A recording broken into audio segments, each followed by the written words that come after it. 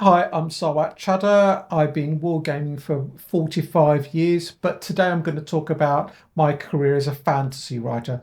I've been published since 2008 by the likes of HarperCollins, Penguin, Disney Hyperion over in the US. I've written fantasy novels for YA audience for mid-grade. I've also written Star Wars, I've written Minecraft, so I've worked on various IPs as well, and I'm just about to publish my 16th book, 16 books in 16 years.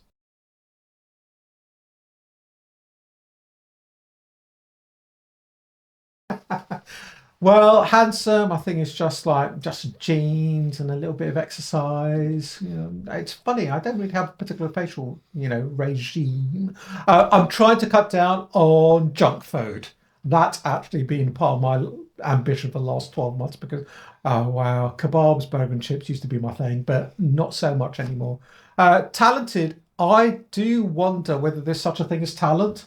I actually think there's 90% of it is craft and turning up, because you look at my personal point of view, I look at video clips of painters, especially with miniature war game painters like the Gold Demons, and think, okay, I'm never going to be that good, because I don't have that level of commitment, but I can be better than where I am, and that is all craft. And I think writing, there's a lot of craft that people don't appreciate because they think you're either born with it, people don't say, oh, they're born mathematicians or they're born scientists. They accept you've got to learn and be trained at these sorts of things. Writing's not really that different.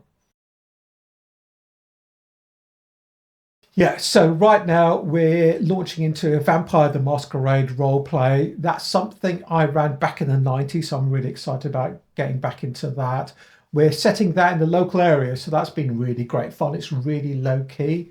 That's the role play that we're running right now. Just having recently finished a mini campaign using the June RPG set that was by Modifius. War game wise, 40k has always been the one that I go back to. But in the last couple of years, been playing Line Rampant, been playing Saga, been playing Clash of Spears, historical war games, because I really like the Dark Ages period. Got Saracens, got Normans, got Vikings, and in the last couple of years, as many men do, been thinking a lot about the Roman Empire. So I've got Caesarean Romans and Celts because I really like chariots. They're really cool. So I actually started writing when I was probably about 14 or 15, when we needed somebody to GM our games. And so I, rather than buying pre-written adventures, I started writing my own.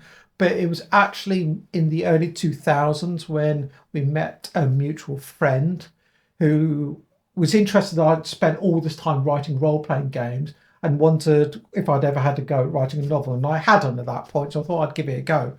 And I really, really, really enjoyed it. I mean, it was rubbish, but I really enjoyed the process. And then when I got feedback, instead of it putting me off, actually really motivated me to have another go. So it's just one of those things that I really found I really love doing it. And it's still continued. I mean, that was 2004 when I started writing, and we're now at, like, oh my gosh, 21 years later. Um, Part of it is because my career's been quite varied. I've written trilogies, duologies, IPs, which are intellectual properties, so characters from other companies. So I've written comics, I've written cartoon series. It's all the same skill, but what's really brilliant is the medium slightly changes, so there's a different emphasis on things. And because, trilogies, you write those three, have a really great time, you write something else. It's really kept the career's been really varied.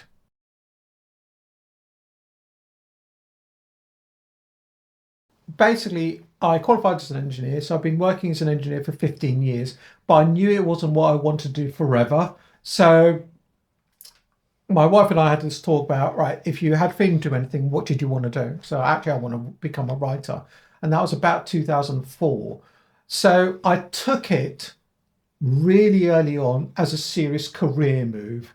So it was already more than the idea that it was just going to be a hobby that paid. It was something that I thought, okay, if I do this course, if I read these books, if I turn out this amount of work over a period, I bought the Writers and Illustrators Handbook. It gives really great guidance. It gives you the idea of if you want to become a writer, how you approach it.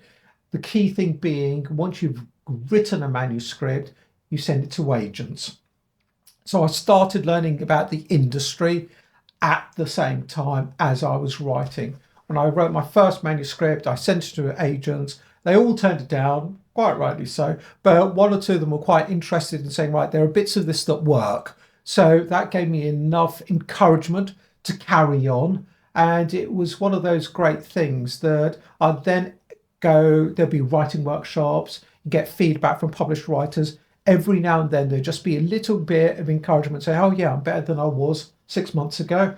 Then in 2007, there's a writing competition organised by Skibwe, Society of Children's Writers and Illustrators, the British Isle division. Competition's called Undiscovered Voices, and this was being launched in 2008, where you sent in, as long as you're unpublished, unagented, you sent in the first chapter of your book. Did that, entered. I was one of the winners. One of the judges was Sarah Davies, who was setting up the Greenhouse Literary Agency. So I became her first client.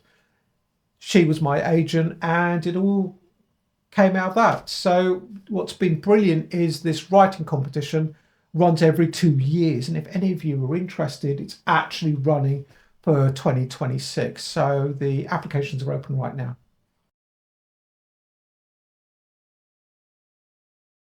I don't formulate plots initially. Often the plot starts off with a single image or a character, but I don't know where they're going or what story they're going to be in.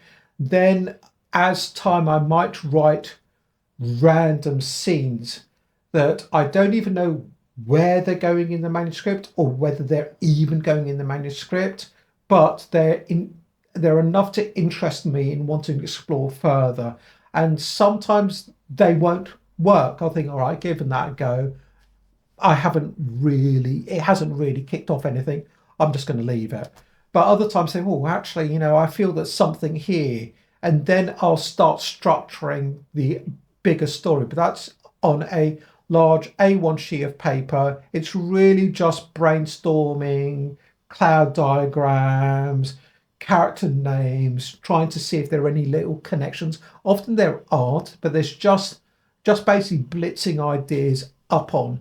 When I first started trying to move from engineering into writing, I took a couple of courses on story structure. So I still use those. So what I'll do is in the margin, I'll write down key events, roughly where they might be. But as you write, better ideas come along. And I've got to the point where I feel confident enough to think that's a better idea. I'm going to abandon what I was working on. I'm going to move in a different direction.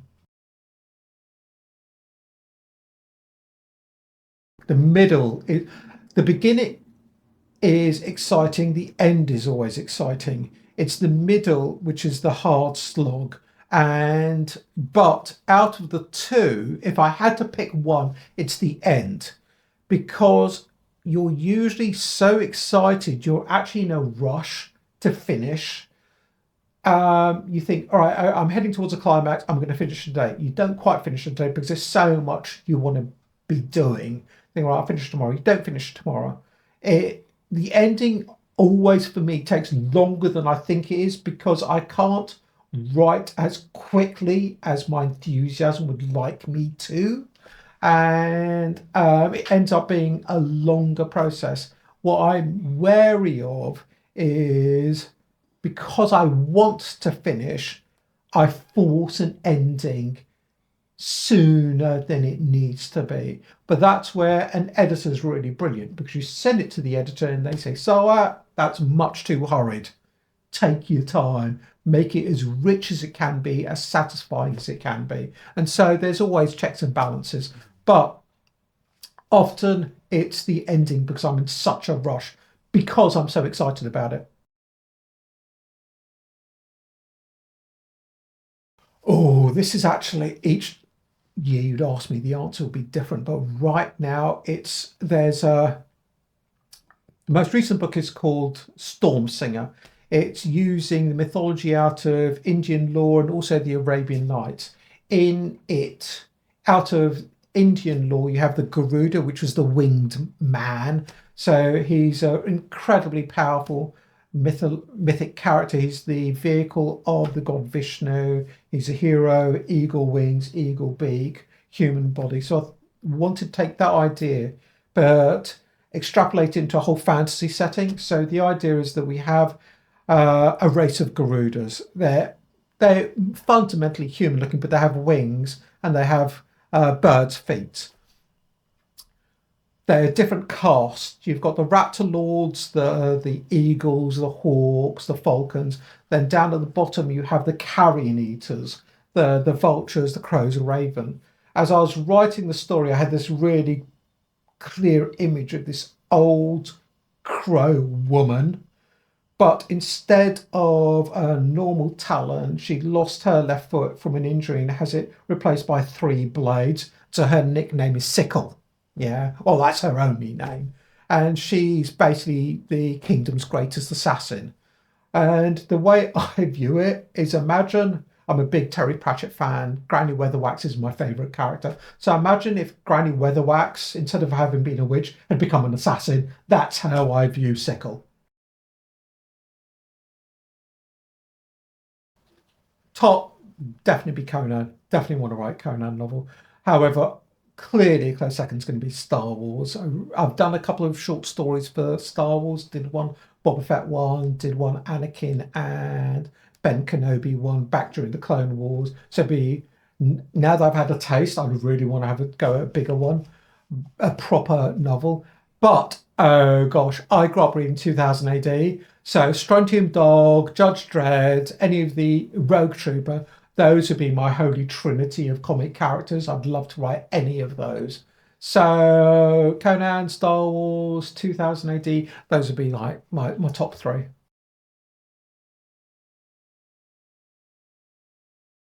That's a brilliant question. So, with regards to violence and gore, the more fantastical it is, the more you can get away with it. So, stuff like horror, because it's that disconnected from reality and it's also expected within the genre, you can get away with more. So, the closer you get to reality, the more sensitive you have to be about the description of violence. You can imply stuff, yeah, that's fine, but you have to be careful about being gratuitous. However, there's another issue, that something that as a UK author I didn't appreciate. I wrote a novel years ago where the characters that were children's and teens had a mother who'd been in the military, so they were familiar with guns.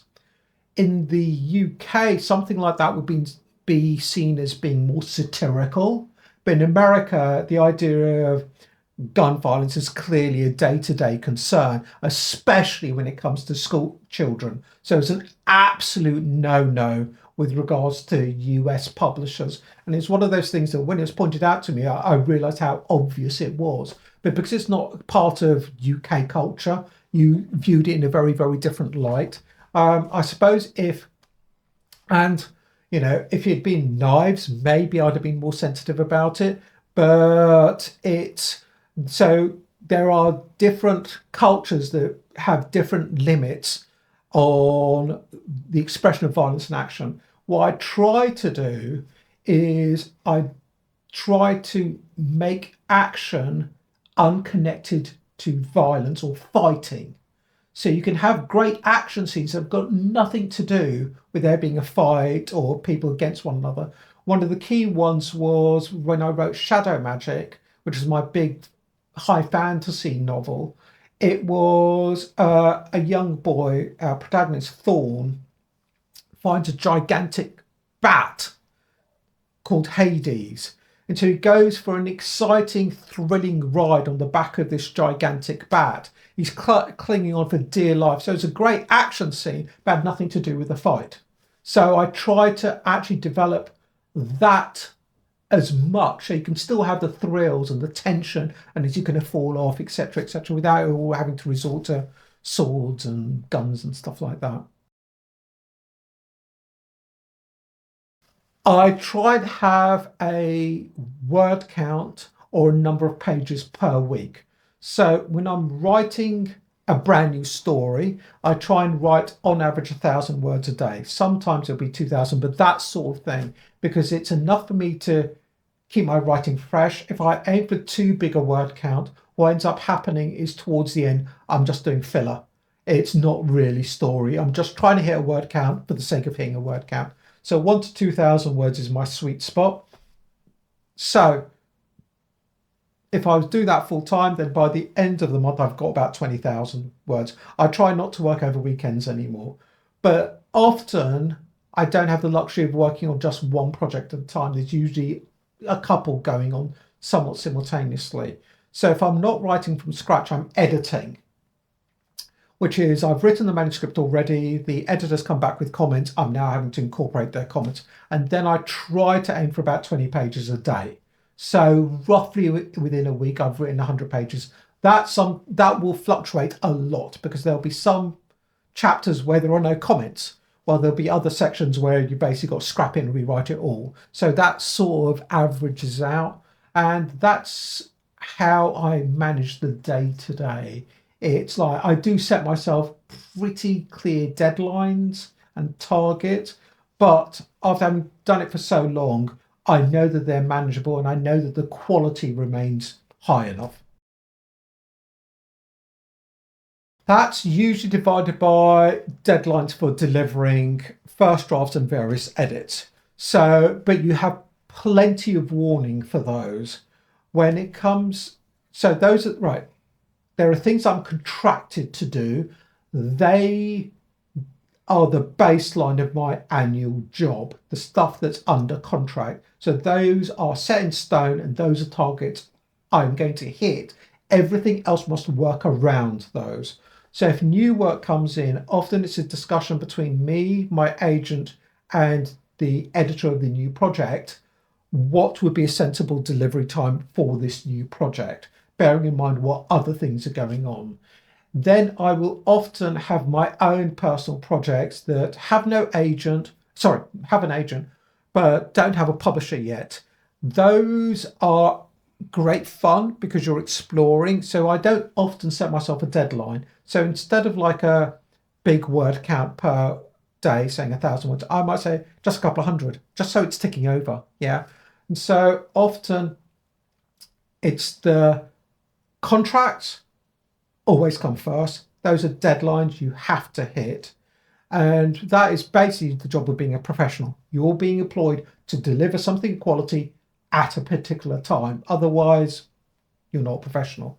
Then there's stuff that's on the horizon, which is projects that we know that are coming, contracts that are coming in. And then there is my own work that is just so fresh, there's no actual deadline attached to it.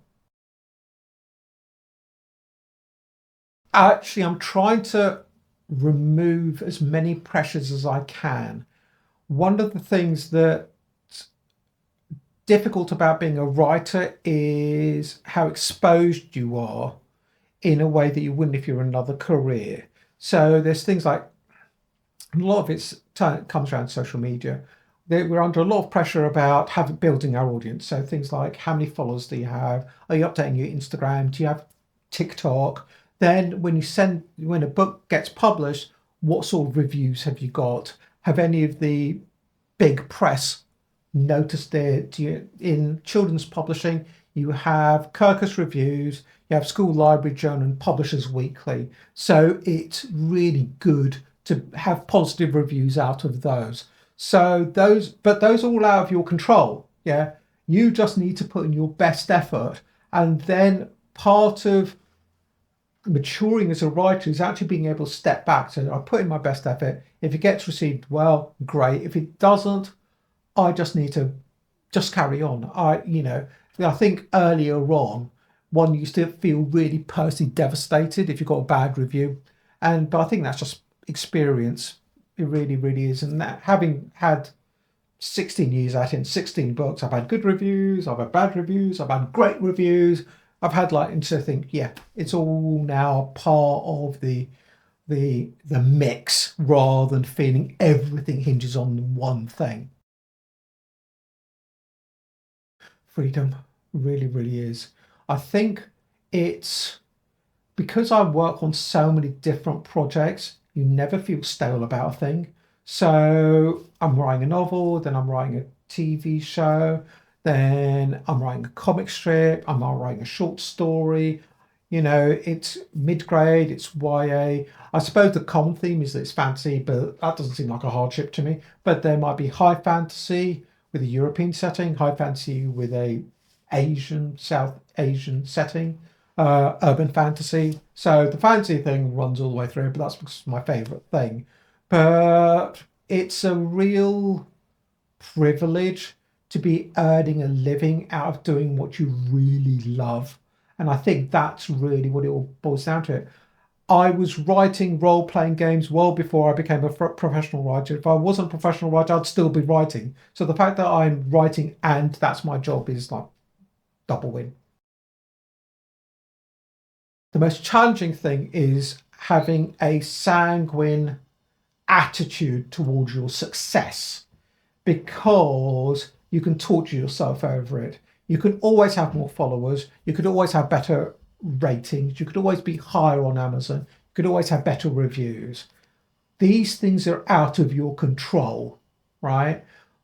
So there's no point dwelling on them and being tormented by them. Your job is to write the best thing you can. And to do that has to come from a place of love. It sounds like a cliche, but you have to love what you're doing. You have to be excited about it. Otherwise, why are you doing it? You might as well retrain as a lawyer. You earn more money being miserable rather than earning little money being miserable. So that's taken me a long time because I used to take criticism, especially from the public forum, really personally. And now I don't. And my goodness, it just makes life so much easier. So that's the most challenging thing. Everyone tells you to stay away from Goodreads. That is good advice. However, it takes a long time to realize that doesn't really matter, not in the long run. I think it's great because there are times when there's certain friends that I know that you could see how the tidal wave of enthusiasm was building through Goodreads. More and more people talking about it. That's all great. But if it's not happening to you, do not be crushed by it. Do not take it personally. Do not torment yourself. Well, what could I be doing differently? There's a certain aspect of being in the right time, right place with writing. But the more you're writing, the more likely that's going to happen. To carry on, I think it's something that I feel if the rest of my career was like today, that would suit me down to the ground. I've got projects that I'm working on, I'm really excited about. We're in touch with other editors about new things I'm really excited about. I've just finished edits on Crow's Revenge, which is I was talking about Sickle, my crow assassin. So the sequel to Storm Singer is called The Crow's Revenge, and the story centers more around her. I think what I would want to do is I want to push my boundaries more. I've been writing mid-grade and YA for 16 years. I really want to go writing adult. So I think that's where I see the next step of my career. Writing for a different age group, writing maybe for another genre, testing my limits in a new way. I think otherwise that's probably how you can make writing could become a chore. If you're not pushing it, then kind of what's the fun? So you want to be exploring new boundaries. I think the most natural next step will be writing for the adult age group. So that's where I sort of see, that's where I see the career going next. But there are still things within the younger age group I'm still keen to write. So spread more widely. I suppose that's how I'd want it to go.